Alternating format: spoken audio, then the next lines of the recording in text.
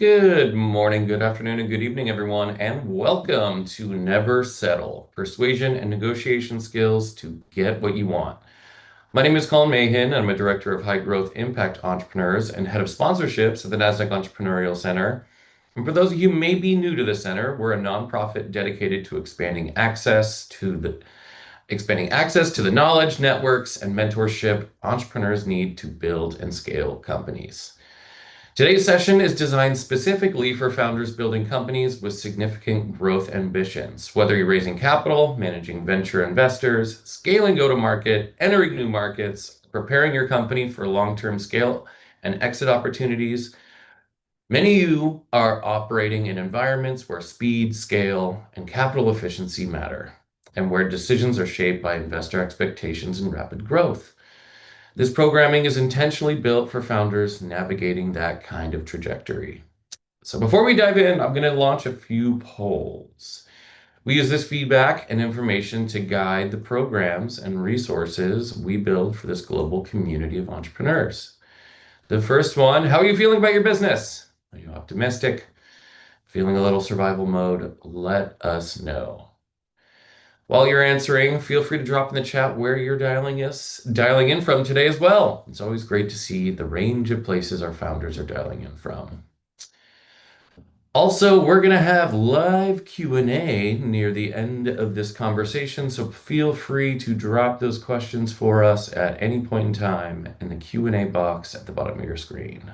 Let's see where people are dialing in from. Los Angeles, Oakland, Illinois, New York City, Houston, Florida. All right, pretty good mix. Atlanta, Georgia. Welcome from Queens. Awesome. Virginia. Louisville, Kentucky. Love it. Well, welcome everyone. Times Square, New York City. Love that. Well, while you're answering these final polls, I'm going to briefly recognize the partners who make this work possible. The programs we provide at the Nasdaq Center are supported by organizations including Nasdaq, Wells Fargo, JP Morgan Chase, KPMG, Walmart, the Asia Innovation Hub, Wilson Sonsini, the Nareed Foundation, KKR, and BPM. Their support helps us expand access and knowledge for entrepreneurs around the world, and we're grateful for their partnership. Alrighty, well, we're going to dive in just a minute. Just finish up this final poll on what's keeping you up at night. Looks like sales is kind of in the lead, which is good news for all of you because that is what we're going to be talking a lot about today. So without any further delay, please join me in giving a warm welcome to our special guests in the chat. We have Attia Qureshi, who's an adjunct professor at the University of Michigan's Gerald R. Ford School of Public Policy. And we have John Richardson, lecturer at MIT's Sloan School of Management and co-authors of the book we're going to be talking a bunch about today. Welcome, John. Well, thanks for having us. We're delighted to be here. So happy to have you both. Hello, Attia. Hello, hello. So before I jump in to all of the amazing questions that we have prepared for you today, can you just talk a little bit about the genesis of the book and what led to the collaboration that you both came through to make it happen? And I see the poster in the background, John. Nice placement. A little product placement there, yeah. Tia's got one behind her too. Yeah, That's I the do. Oh yeah, I do. I see it. The poster the publisher sent us. John, why don't you start and then I'll chime in. Okay, so we've both been teaching negotiation for quite a while, and I guess one of the things that keeps me up at night, I mean, I was a partner in a litigation firm in New York and gave that up to make much less money teaching negotiation because I thought, well, I joined on with Roger Fisher, the author of Getting a Yes. He was my mentor. And for him, negotiation, he'd been in World War II and had a terrible experience with so many of his, buddies dying on him. And for him, negotiation was how to save the world. So the world leaders would be better at talking to each other than fighting, and that was going to lead to great outcomes.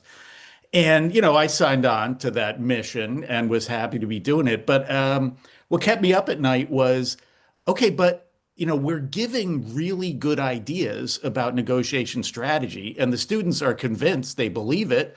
They tell us that it's right, but are they really changing? Like, so one exercise we would give people is we'd say, hey, you pick up something off your desk like a pen and sell it to the person next to you. And, what people would say, oh, it's really great. It's got a great color. It writes really smoothly. But the takeaway lesson was they just said things rather than ask any questions of the customer to find out, what you would need to know to successfully sell it. And they'd be like, oh my gosh, what a terrible mistake. Okay, I'll never do that again. Then you give them the same exercise next week in a slightly disguised form, and they do the exact same thing again. And so are we really changing anybody? How could you save the world if nobody's changing? But then I had a really interesting experience. I got invited. There's this guy, Chris Voss, who's a retired FBI hostage negotiator. He's got his Black Swan group.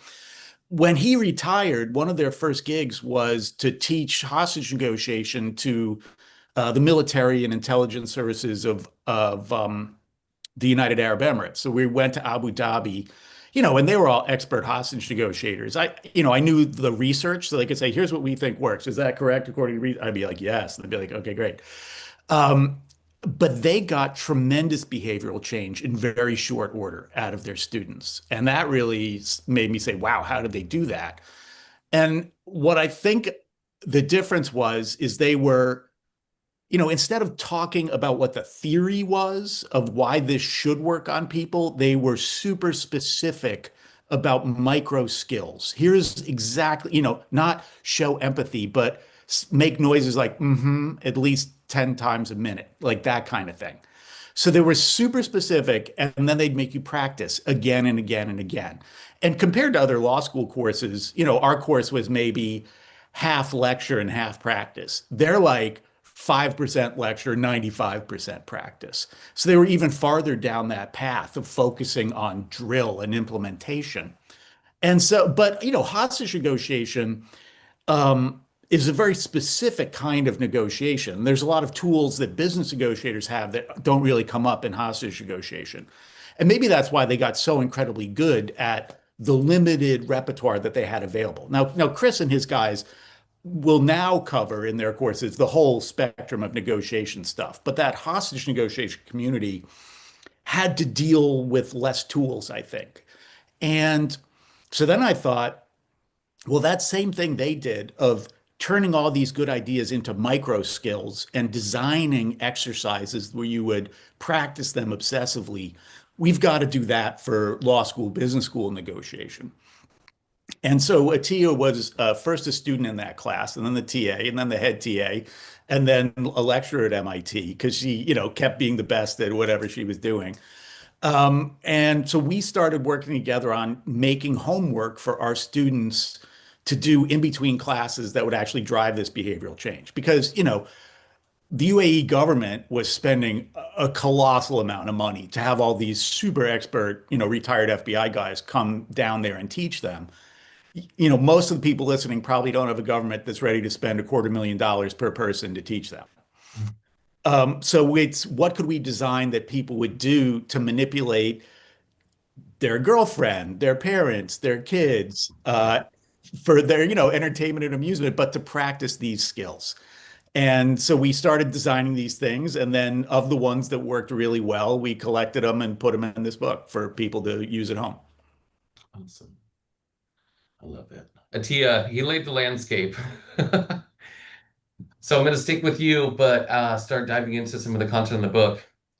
You've spoken about how many talented professionals settle for less or give up too easily simply because they haven't practiced a negotiation as a skill. So based on what John was talking a little bit about, how does this show up specifically for founders when negotiating funding, partnership, and contracts? Yeah, so I've started 3 companies of my own. And so I consider myself a founder, and I am right there with you with everything you're feeling. And I understand the challenges you're facing with all of those various stakeholders. And the way that we think about negotiation is it's happening dozens of times a day in your daily life. That is with the bigger ones, with VCs and with contracts, but it's also the the daily interactions you have with your team and your founder and anyone that is a smaller interaction in your life, but still has an impact. And what I've seen, if people don't practice these skills and improve, because we as founders are really good at something, right? We find something that we can build and grow, and we're amazing at that. But our cultures and what we grow and scale are dependent on our people. And as a founder, your people within your organization are going to operate like you do. And if you want to create a culture where there is a sense of reciprocity and we're helping each other out and we're caring about their interests just as much as we're caring about our interests, and we have the ability to collaborate, and we're using external data in our conversations rather than just pure emotions, and we're able to manage our emotions, all of those skills are what we talk about with our negotiations. And when we're able to apply that, our cultures get better. And from that, we are able to negotiate better with our VCs because we manage our internal emotions. We label them before we go in the conversation because we can feel a lot of fear. We're worried about rejection. We don't want to damage the relationship. We say those feelings out loud and we walk in more calmly and we have a better conversation. We think about how we want to operate with our co-founders. So, one of the things that I often see because I coach a lot of entrepreneurs is one of the most important negotiations first is with yourself and managing your own expectations, your own emotions, your own internal dialogue to say, yes, I deserve more and I'm going to go get it. The second one is with your founders, your co-founders, because the best time to negotiate, especially an operating agreement or, an exit agreement or all those pieces are early on when your relationship is good, because that's when you can be collaborative and creative. And so all of these pieces work together to help you in that entire system that you're creating, whether it is with your VCs and building relationships with them, whether it is setting up the foundation with your co-founder, or it's establishing a relational principled culture internally. Love that. John, you talked a little bit about this on the genesis of the book, but your work bridges Harvard negotiation theory with FBI hostage negotiation techniques. So, what can our entrepreneurs learn from crisis negotiation frameworks when navigating complex conversations with investors, customers, leadership? Yeah. Um, I guess the first thing I'd say is that the reason the same things that work for hostage negotiators work, in a business context is because good negotiation is based on human psychology. And people are people. We make no representation that this works on robots or aliens or anything. But if you're dealing with people, these are the things that crack into their brain. And one of the things I take from hostage negotiation, I think is valuable in any context, is ordinarily people think that you're winning a negotiation if you're the one talking. And we see a lot of models of that. If you see a presidential debate or, an argument on CNN between people from different political camps, they're always trying to interrupt and talk over the other person. And it's not that they're wrong for that context, because if you're not trying to appeal to the person you're talking to, but to appeal to an audience that's watching, that requires a different skill set. But if you're trying to appeal to the person you're talking to, talking over them is exactly the wrong thing to do. And the FBI guys would tell you, you're winning the negotiation when you're talking and you're getting them to talk about, oh, sorry, not when you're talking, when they're talking, and you're controlling what they're talking about. Because most people are willing to follow your lead about what's the subject of the conversation as long as you let them be the one talking. And they'd say, whenever they're talking, you're learning more, and especially about their motivations. What in negotiation lingo, what we'd call your interests. What are their hopes and fears and desires? And knowing that is the most important thing you can know, because then you know how to make them happy and how to make you making them happy contingent on them making you happy. But the other thing is, it has a powerful emotional effect. When someone's talking and you're listening and you're sympathetic and you're saying, wow, that's a great point. Yeah, I get why you'd say that.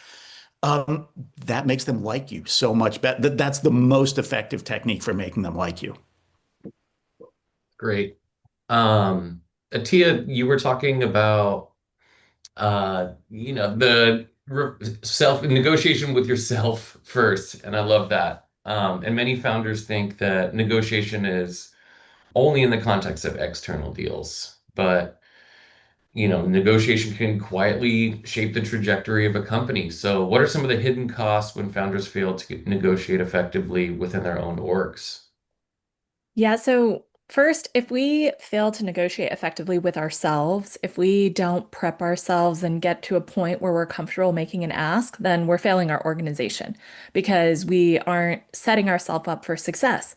Half the time, negotiations fail before they even get started because we talk ourselves down. We quietly worry that we aren't worthy or that we're asking too much. So, managing that internally and really building our foundation, working through those emotions and knowing what our interests are, what we really care about here, is a huge step in being successful in a negotiation. You're going to become twice as more successful having a really firm goal in mind when you walk through the door, and prepping yourself for those negotiations emotionally and with your interests and goal are crucial to your success. So first, you're negotiating on behalf of your organization as founders, you need to prep yourself. Second, thinking about the relational element of negotiation, we talk about how there's this idea of people can always help you. It depends on if they want to or not. So, are you building good foundational relationships with the people internal to your organization, with vendors and contractors and any other key stakeholders, and your funders, VCs, private equity, etc.? Do you have a good standing relationship with them? Because they can almost always help you. And do they want to help you? And that shapes what these external people want to give you, but it also shapes your culture internally, because that means, do your people internally want to pitch in further toward the cause? Do they feel supported amongst each other? Do they feel like you understand them and know them and care about them? We as founders are so busy, sometimes we don't remember to do that. And then one more piece I'll add to that is the ability to say no. So a lot of people, our students, our clients, when we ask how many of you have a hard time saying no, somewhere between 75 and 90% of the people raise their hand. And there is a huge cost to that because no deal is better than a bad deal. And do you have the ability to walk away? And are you setting that standard within your organization saying, hey, we are going to excel and we're going to take good deals. And if it's not a good deal, we're going to walk away. And does that also give your employees the autonomy to push back a little bit within the organization? Because if we don't, we might end up with a bad deal that we really regret later. And if that's a funding deal, that can have huge consequences and ramifications on you and your employees. But second, also, it leads to burnout if we're not able to say no effectively. And we see so many times within startups that the burnout is real and you lose so much momentum when that happens. Mhm. John, Colin, anything to if add I there? could, yeah, one thing I wanted to ask to add to that is if you're the founder, you're a role model for all of your people. And so you should think that the way that you negotiate internally is how they're going to negotiate with each other internally and how they're going to represent you to the outside world. So you need to be very careful to only show them you doing what you want them to do. Great advice. Atia, your best, fine, worst outcome exercise in the book is designed to reduce anxiety before even getting to the negotiation table. So, how can founders use this framework to make better decisions under pressure, especially when stakes are high, Yeah. people are nervous? Yes. There are two things I'll talk about here. First, the best, worst, and kind of fine outcome. So, oftentimes we get in our heads about what's going to happen before we even get to the room. And we have anxiety that it's just going to be the worst, right? I'm going to get a no, I'm going to get rejected, I'm going to get a bad response. So, what I encourage people to do is actually close their eyes, and it's a little bit of mental time travel, and imagine what that actual truly worst situation is. What is the worst thing that could happen, right? Maybe it's that you are talking to a VC and you walk in the room and have the conversation. And the worst thing is like they throw up their papers and they say, this is awful. And I can't believe you brought this to us. You're wasting all of our time. And is that the absolute worst thing? And then you think of the fine outcome and you think of the best outcome. And what I want you to sit with is that worst outcome for a second. Because what we're doing is when we do that mental time travel, first we're inoculating ourselves to the feeling of what would happen when we are in that worst case scenario.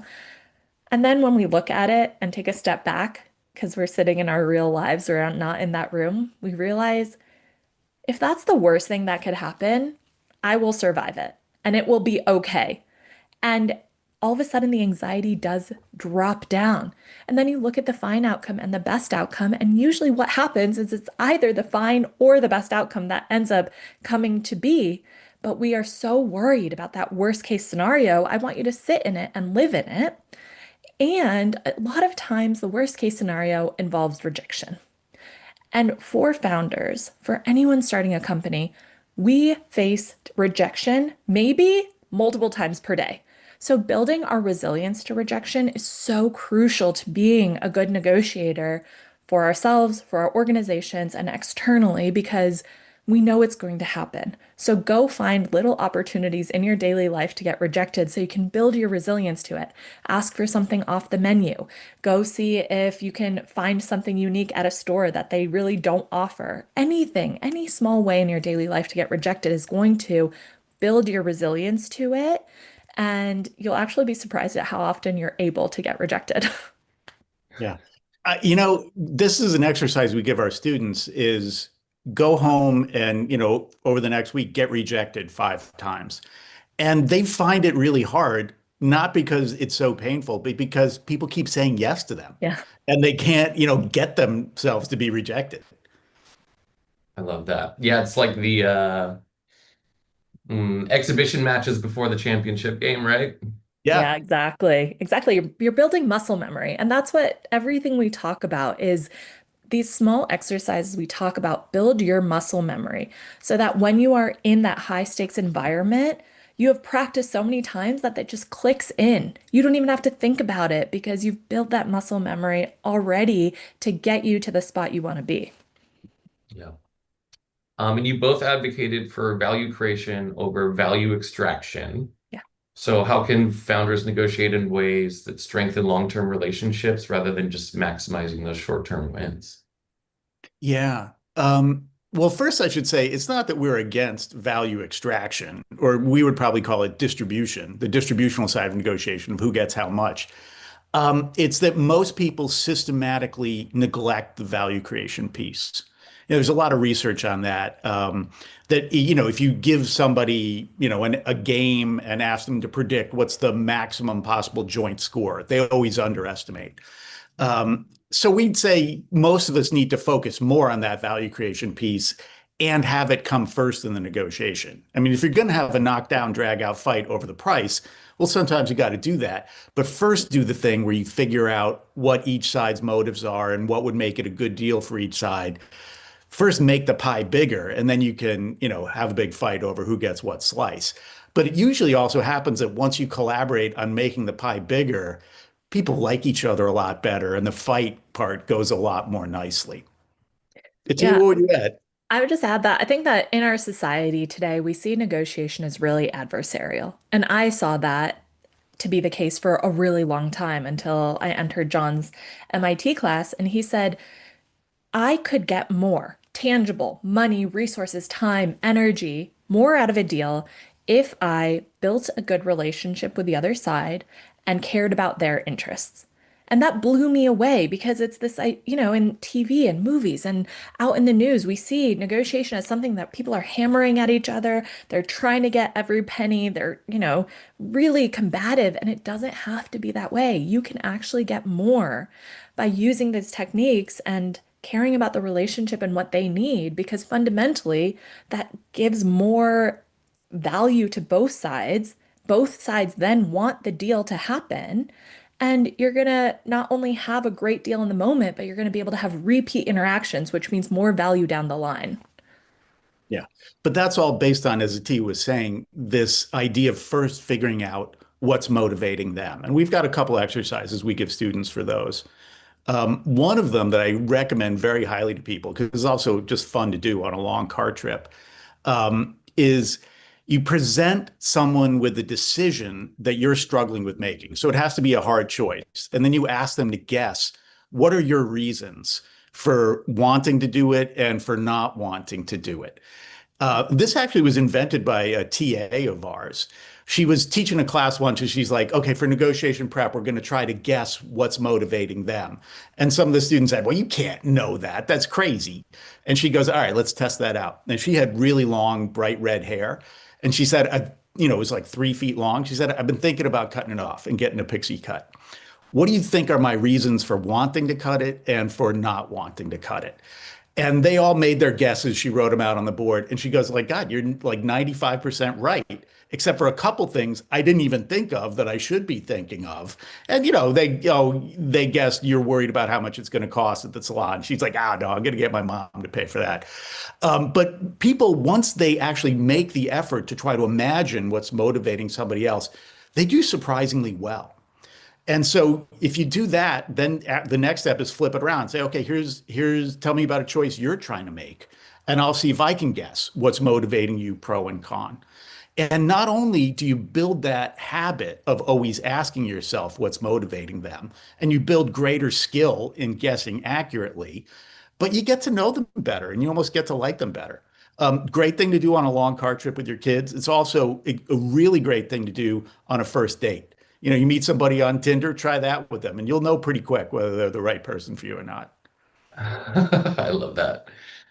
John, I'm going to stick with you for a second. Yeah. So you've advised executives, public institutions, law firms on some pretty high stakes deals. So what separates negotiators who consistently create durable outcomes from those who unintentionally damage trust and ruin that relationship you keep emphasizing the importance of? I mean, I think it's really motivation. Like we were talking about finding out their interests. The important thing about that is figuring out how you can make them happy. And then your proposal is better for them than not agreeing with you. And if you do that, then every time they deal with you, they end up better off. And you end up better off too, because, once you've made them happier, now they want to make you happier, both as a natural reflex. They call it in the psychology literature reciprocity. When you do a nice thing for someone, they almost always feel like you have to do a nice thing back. Like you mentioned hostage negotiation earlier. The way they solve what they call an unplanned barricade, which is, say Attia goes in to rob a bank, but the cops show up before she gets away. She wasn't planning to take hostages, but now she's stuck doing it. It used to be what they did was they say, okay, you got 10 minutes, then we're coming in. And that was about 50-50 whether the guy would surrender or someone would get shot. Now it's about it's better than 95% peaceful surrender. And all they do is wait for the hostage taker to get hungry. And then he asks for some food or some water or a pack of cigarettes or something, and they give it to him. Okay, they're not going to give you guns or drugs or something, but anything that's safe to give you, they're going to give you. And then once you're biting into that sandwich, they're going to say, how's that taste? Pretty good, huh? Hey, you know what? My lieutenant's really mad at me for giving you that sandwich. Could you help me out and let one of these hostages go? And they almost always do. And the thing is, once somebody thinks of you as someone who's a friend, who's taking care of them, they start giving you things almost reflexively. They say in the literature that people have accounting insensitivity, that they know they owe you something, but they're not really good at figuring out how much they owe you and when they should stop giving back. And so if you can trigger that reflex, especially with something small like a sandwich, that, okay, if they take it and don't give you anything, that's fine. Then that's the way you build a relationship where they're taking care of you and you're taking care of them. My wife loves to use that on me. When we first got married, she'd hint at things she wanted me to do. She'd be like, "Hey, garbage is getting pretty full. I wish someone could take that out." And I'd just be like, "You're sitting on the couch right next to me. You got 2 arms and 2 legs. You could take it out," because that's what a great husband I am. But then she'd wait till I was in the kitchen and she'd start unloading the dishwasher, which she knows I hate to do. And then she'd say, "Hey, while I'm doing this, could you take out the garbage?" and like without thinking, I automatically do it because she can't do it with what she's doing. And I don't want her to stop doing it, take out the garbage because I'd rather take out the garbage than unload the dishwasher. That's something you can do anytime at home, or in the office. Hey, while I'm doing this, that's for our joint benefit, would you be willing to do XYZ? And she's so good at it. I mentioned accounting insensitivity before. She can say like, "Hey, well, I'm unloading the dishwasher. Can you go get me new snow tires on my car?" And I'll be like at the tire shop having coffee until I'm like, "Wait a minute, like what?" I love that. Attia, this is for you both, but I'll start with you. Many entrepreneurs avoid those difficult conversations until problems escalate. So, how can founders build the confidence, muscle memory needed to address the tension earlier more constructively? Oh gosh. I had this happen in my own startup when I was at MIT. I started a company with my sister in the textile business. And then more recently, I've had a client that I've been coaching having this, who's the CEO with his COO. And in both instances, for me with my sister and him with the COO, the role wasn't functioning appropriately. And the expectation set for that role was not being fulfilled. And that's a super hard conversation to have with someone who has started a company with you, where you've gone through the trenches together and you've built something. And now all of a sudden, expectations are not being met. And in both those cases, I avoided the conversation for a year. And my client has been avoiding the conversation, and all it's doing is creating prolonged pain because now there's the pain of the work not getting done appropriately. And it's going to be even more painful to have that conversation because of how many instances this has built up over time. So I would encourage you to think about how just waiting is prolonged conflict and you're making it worse by waiting. Significantly worse. If you rip the band-aid off, it might be feel like a 6 out of 10 painful, but if you keep waiting, it's going to get to a 10 out of 10. And when it gets to a 10 out of 10, we tend to lose our SHIT. We Mhm. blow our lid because it's built up over time and we can't have that constructive conversation. So the one of the things that can be really helpful is going back to the idea of emotion labeling, figuring out what is stopping me from having this conversation. I'm afraid of damaging the relationship. I'm afraid that they are going to have a really explosive response on me. I'm worried that I can't say this well to them. I'm worried that, our foundation and our whole organization is going to become rocky. Label all those and then say them out loud over and over again. And studies have shown, fMRI studies have shown that when we say those feelings out loud, the intensity of that feeling diminishes. And again, we're inoculating ourselves to that feeling. And that's a great first step. And then you can start prepping and writing some lines for yourself. I always find it really helpful to write a couple of lines around the moment that feels most painful or most difficult and memorize just those two lines because then I can flow from there, but I need something to anchor me to get started. Mm. Any tips there for the muscle memory, John? I just say a huge, difficult conversation like we have to let our CEO go. That's not when you want to learn these skills. You want to learn them on, saying no to your friends about whether or not, whether you're going out to the bar tonight until it's just automatic and easy. And the more you do it, in low stakes situations, then you can move to medium stakes, then you move to the high stakes ones. Right. All about the practice before the big game.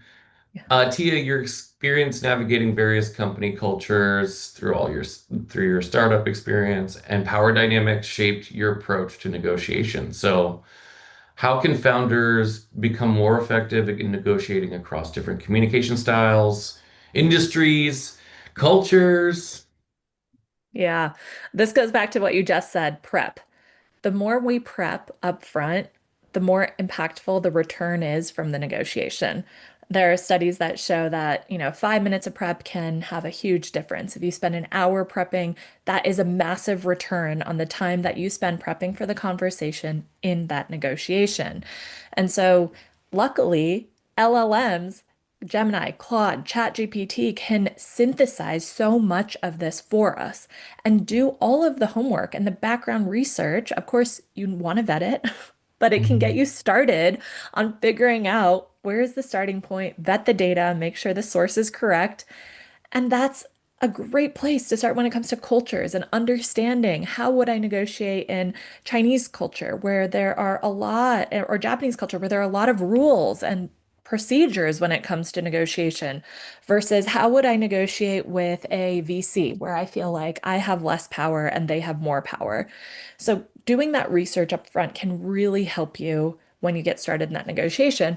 The other thing that I think is helpful from there is, again, guessing what their interests are, bringing as much data as you can to the conversation. So, again, using those LLMs, vetting the data that they provide, but is there objective criteria, external benchmarks you can bring to the conversation that help you when you actually have to bring the thing up? Where you have this external information that supports you and kind of the very similar situation you are in. For example, going and trying to negotiate a contract and understanding what might be fair in that contract from external data that's specific to your situation can be really powerful. And then also having an alternative. Having an alternative, another backup plan, so to speak, gives you a lot of power in a negotiation because you don't feel desperate. And when you have an alternative and you walk in the room, you walk in with more confidence and they can smell it on you. And that gives you a little bit, it shifts the power dynamic a little bit where you don't feel like you have to say yes because you have something in your back pocket. And again, no deal is better than a bad deal. And all of you founders out there, I fundamentally believe that you can always find a better deal if you're given a bad one right now. Yeah. There's an acronym from my negotiation class many, many moons ago that I can't remember, but it's like something like, BATNA, yeah, there you go. better Best alternative to the negotiated negotiated agreement. agreement. Ah, Yeah. my brain still works. Yeah, you got it. Oh, that's great. So John, founders are Yeah. constantly negotiating, not just Yeah. with investors, but with employees, customers, vendors, and as Attia noted, and themselves. So how can entrepreneurs prioritize which negotiations deserve the most prep and intentionality? Yeah. I guess my thought is that rather than decide which negotiation was important enough for the founder to do, the founder should concentrate on preparing with the other people in the company to tool them up to negotiate on his behalf. And Atia mentioned preparation.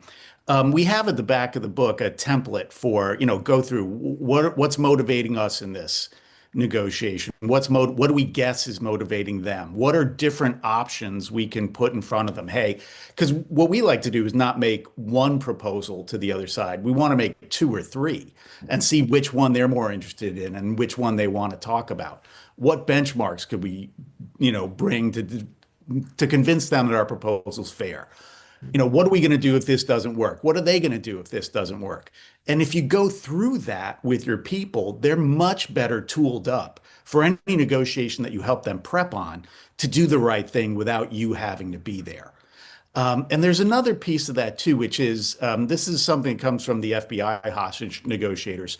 One of their mantras is commanders don't negotiate and negotiators don't command. They always have the most experienced, best negotiator in the room not saying anything, just watching and occasionally passing a note to the negotiator. Hey, ask them about this, or, I think we ought to take a break now, or something like that. Um, I would always try to do negotiations as a team so they can learn how you do it and learn what makes you happy in their negotiations. And so that you can sit back, not have to worry about being the one who does all the talking, because that frees you up to think strategically about how this is going, whether you want to change the dynamic. It also frees you up to have ideas about proposals that might work. that aren't going to come to you while you're busy asking questions and telling them what your proposal is. Um, so I'm sure everyone's curious on some more of the low stakes practice mechanisms you give to your students to ensure a high stakes success. So what are some of the practical practices our founders can intentionally use to increase their negotiation skills when it comes to the big day? Well, I can start us off with one. So we mentioned before, guessing what somebody's interests are in a relatively simple decision like should I cut my hair or not. The much harder version of it is not just a decision one person's making, but one that you're making together. And that's really difficult for you. So, an ongoing fight you're having with your spouse that keeps coming up, or with your co founder about what strategic direction the company should go in. And what we tell our students to do is what we want you to do is to write out what all their interests and motivations are, and then show it to them and see if you got it right. And typically, it takes them about a week of multiple iterations before they actually get it right. And this is with someone very important to them that they know really, really well. And it can still be hard to figure out. And what makes it hard isn't that their interests are so mysterious, it's that when we're in a conflict with them, we usually describe their interests very differently than they would. Oh, well, you're a control freak, and so you want to dominate everything, versus, oh, you're worried about this outcome happening because you've seen something bad like this happen before. And if you think about how Democrats and Republicans talk about each other's motives, it's always, the most evil thing in the world and so stupid. Why you want that? That's not how they think of themselves at all. And so if you can get it to the way Roger Fisher, my old mentor, used to say is you want to act like their lawyer and put their case better for them than they can. And then that's what's going to make them trust you enough to listen to your side of the case. uh, Chris Voss, the FBI guy, he likes to say, get them to say, not you're right, but that's right. You've understood my point of view here. And if you can do that, typically, A, now you know what the problem really is that you're dealing with and trying to solve. But B, that makes them, that's the thing that is most likely to make them curious about what's motivating you. Because typically when we disagree, we think, oh, you know what the problem is? You just don't get it. But if you prove, actually, I do get it, and I'm not just saying I get it, I'm demonstrating that I get it, and I still don't agree with you, then that usually makes the other person say, huh, I wonder what else is there that could explain that they're not agreeing with me yet. But just doing that itself tends to have a powerful impact on the relationship. There's one student of ours. She was a doctor from Egypt. And she came to study at MIT for a year. And I don't know even what she was studying, but she took our negotiation class. And then she wanted her mom had a business and was very well off, and her mom was paying for it. And she said, hey, mom, I have a great time here. I want to be here for another year. And her mom was absolutely against it. And it wasn't the money. And eventually, what she figured out by trying to do this, naming her motivations, was, oh, here I am far from home in this alien culture that's very different from what it is back home. And you're worried I'm turning into one of them and that your daughter's not going to be your daughter anymore. She's going to be one of them. Mom, I get it. I understand why you'd be worried about that. And then her mother said, okay, you can stay another year. Hmm. Just by, oh, if you understand what I'm worried about, now I don't have to worry about it anymore because I know that you're looking after that. I love that. And I also would imagine, you've probably seen this in your research, but you thinking what their motivation is, this version might be a little different if you know that they're going to hear it. I would be nicer, I would imagine. Yes. Yeah. And but the thing is, in their head, they're very nice to themselves. So when you're being nicer, that's probably more accurate to what they're thinking. Yeah. It's, T&A tips, tricks for the exhibitions. One, I'll give you two quick ones. So one I would say is tomorrow. Pick someone who you just want to slightly improve the relationship with and take them something, ideally something they like. It can be small. It can be a cookie. or a coffee. John talked about this earlier, the idea of reciprocity and just starting a virtuous cycle where you are doing something for them just to build a better relationship, because that will trickle down into your organization. And when you start doing that and building that habit, you're building those better relationships. People in your company are operating that way, and you're going to get more when you do have an ask. The second one I would say is practice saying no. So, for all of you founders out there who have a hard time saying no, especially early on when opportunities feel scarce, first pick someone in your life whose relationship can withstand a little pressure. A best friend, a spouse, a close roommate. The next time they ask you for something, just say no. A firm, flat no. No explaining, no equivocating. Of course, later you can go and explain and tell them what you are doing, but if when you give a firm, flat no, it feels so awful, but you do it and you get used to it. And then later on, when you have to give a polite no, you've built that muscle memory and it feels a lot easier to say a firm, flat no. And again, the idea of alternatives can help us, right? Even an alternative that isn't fully fleshed out or fully there yet can still make us feel better about walking away from what's in front of us. And again, no deal is better than a bad deal, and you can always work on finding another one. But the long term consequences of a bad deal, especially for founders, can be huge. So think about that as you're looking at what is available to you. Flat no, no dot dot dot, no and. Yeah, Well, it's it's it's kind of tricky. like, baseball players when they go up to bat, they'll have a really heavy bat or they'll put a weighted ring around the end of the bat. And then when you get rid of that, it feels so easy. And that's what that one's going for. Oh, it's super great. I love it. Well, we're getting close to the time that we've allotted for live Q&A, but I want to make sure I get to this one last question for you both. And then we'll cut to key takeaways.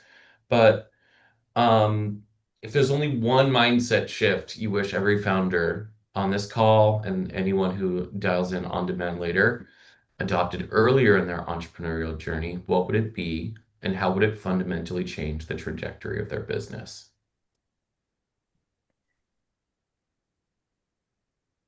I can start. No one is born a great negotiator. Just like Mm. no one is really born fully confident. It's a skill that's built over time.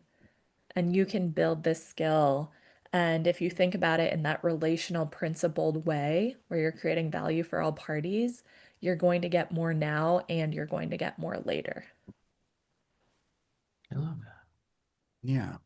And for me, it's something that I think founders are already onto, which is if you're founding something, you're bringing something new into the world and it only works if it makes the people, your customers, better off. And that's not just the basis of a business, that's the basis of every relationship. And if you think about it as every negotiation, how can I make this person better off so that they'll want to make me better off? I think that you end up surrounded by an environment full of people who are trying to help you. Love that. Okay, we're gonna jump to live Q&A. We're gonna keep this cooking. But question here from a Noel. I think that's how you pronounce your name. Hopefully I didn't butcher that too bad. This may be a little out of the box, but do you recommend improv classes so that we're more comfortable with communication overall? That's great. And there's a Mike Wheeler and a colleague of his. Mike Wheeler teaches at Harvard Business School, and I believe they have a book on improv and negotiation, and it's fantastic. And Atia, the status exercise we do, like that Mhm. comes from improv stuff. So yeah, negotiation actually, I mean, one of the things that's great about it is it includes so many other disciplines. It's economic analysis and it's psychology, but one of the things it's also acting. It's how do you demonstrate concern for other people, not just say it. And I think improv is a great tool for building those interpersonal skills. One thing I would add to that, because someone in the chat asked about connecting on LinkedIn with other founders, I think that's amazing because what you're doing is building a group of people that you can practice. Now that you've all heard this, you can practice some of these low stakes exercises with each other in a space where you're supporting each other as founders. So that's another little avenue potentially to explore. Awesome. And then a little experience I've had with the improv for entrepreneur stuff is we hosted this group that uh, did an improv exercise where they had the founders pitch a fake company that the audience came up. So one, low stakes, not your actual company. Two, it's fun. So I think it was like Uber for cats or something like that. Nice. But also you're in like a room full of people that already are willing to laugh and play. Yeah.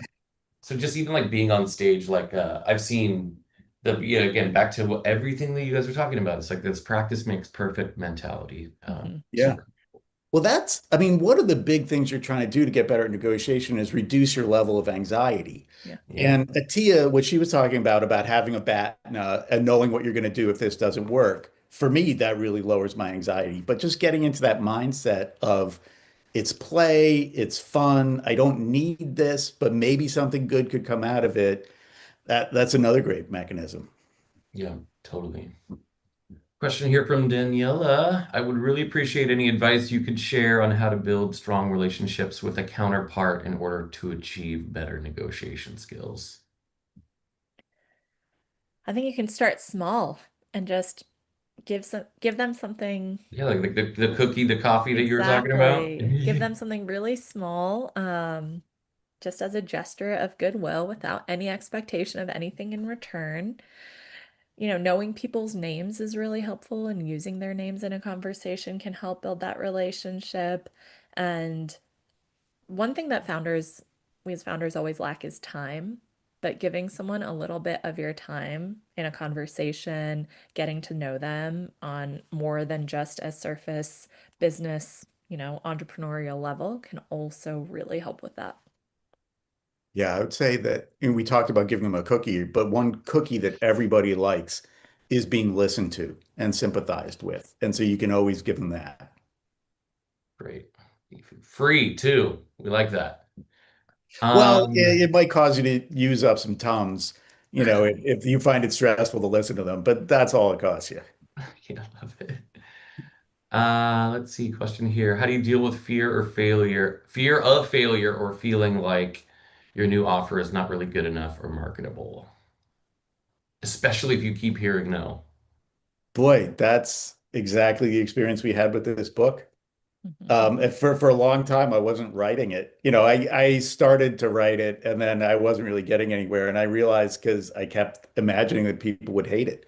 So then Atia and I were talking one day and she was coming up with all these great ideas. And so I said, "Hey, you want to write a book together?" Because you were thinking about moving to Michigan. Yeah. And you were saying, what what am I going to do up there? I said, "You'd have a lot of time to write a book." Um, but then, we couldn't get an agent to be interested in it, and we were almost ready to give up. And actually, it was Chris Voss, the FBI guy, who hooked us up with his agent, and that was the first yes we had experienced for a long time. Yeah. My advice would be go about collecting no's. Hmm. View every no you get as a win. Because it's like drilling an oil well. Everywhere that you don't find oil, well, that's where the oil isn't. And now you're building a better map of where it still might be.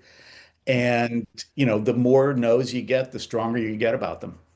Mm, Yeah, there was actually, I'll add here, I was listening to a fascinating podcast where I think it was Akshay Corey was talking about resilience. And that's what we need as founders. We need resilience. And he talked about how people with a high internal locus of control, where they feel like they can control their environments, build strong resilience. So I think you should know that even if you do face failure, you do have control. There are other opportunities to pursue, and that builds your resilience to the rejection. And then also, he talked about, which I thought was so interesting, is your body language impacts your resilience as well. So if you hunch over and close off and like don't make direct eye contact and tilt your head down, that's telling your mind that you are Mm. failing, going to fail. If you broaden it, make direct eye contact, sit up straight, have good posture, or have open body language, that tells your mind that you are resilient and you are confident and you are going to keep going forward. So I thought that was super interesting. Hmm, it is super interesting. Well, we're almost at time. Oh, a lot of great questions. So many good tips and tricks from you both. Other than checking out and purchasing the book, what's one key takeaway you want everyone to roll out with today? John, I'll start with you. So you're going to start with ITF, so I can definitely. Yeah, this is like when You're when the like waiter the comes, you're like, no, no, you order. I'll think of Yeah, something by the time exactly. we get around. Um, my biggest takeaway is be curious about other people. You never go wrong by learning more about other people. And even though it may seem like a waste of time, it's incredible the benefits that you can get from meeting somebody new. Um, my son Pete, he got out of college and didn't have a job, and so he was home with us. Um, and which was great for me because now I don't have to go to the dump. I just send him. And he saw somebody at the dump with a license plate of his school. And he went over to them and said, "Hey, how you doing? Like we went to the same school." And she said, "Oh, yeah, what did you study there?" He said, "Geology." She said, "No way. I was in geology at Occidental. Where are you working?" He said, I don't have a job yet." And she said, "Well, my geology firm is hiring." You never go wrong by just saying hi and learning something about somebody else. That's great. Yeah. I would share that you absolutely can become a better negotiator today. It's not a flip of a switch. It is those little exercises and practice in your daily life to become better. And it takes time, but I saw it in my own life. 10 years ago, I was a very aggressive, hard-lined negotiator, and then learned about principled negotiation and have progressed and improved so much. But it takes practice daily, weekly to get there. And it's possible. It's possible for everyone. And that's why I love this material and this concept because I saw it work in my daily life and I saw how much impact it drove for me and my business and my relationships and my community. And so it can have huge impacts for you too. Awesome. Well, what a way to end this awesome conversation. John, Attia, thank you so much for joining us, for sharing more about the book, about some of your experiences, and helping everyone sharpen their negotiation swords. My pleasure. If I can add one more thing, Colin, Of I course. have developed a negotiation chatbot. It is in beta, but of course, who do you share anything with that's in beta aside from founders? Founders? Yeah. So I will share it. It's not available yet, so forgive it if it has a weird, twitches or anything like that, but I can drop it in the chat if anyone wants, if anyone would find it helpful as a starting point. I Or love that. Atia, can they find it on the website? Will you link it there Yeah, too? I just popped it in there. Yeah. Fantastic. Great. Well, we'll also follow up in case you missed it in the chat. But John, Atia, thank you so much for joining Thank us. you for having us. It's been great. Thanks for so much for having us. Awesome. Well, for those of you still in the audience, thank you for joining us today. Hopefully, this is useful and informative. We'd love for you to join for us for our upcoming webinars. So check those out in the chat and also in the follow-up email. But thanks for joining us today, and we look forward to welcoming you all back online soon. John, Atia, thanks again. Thank Thank you. you.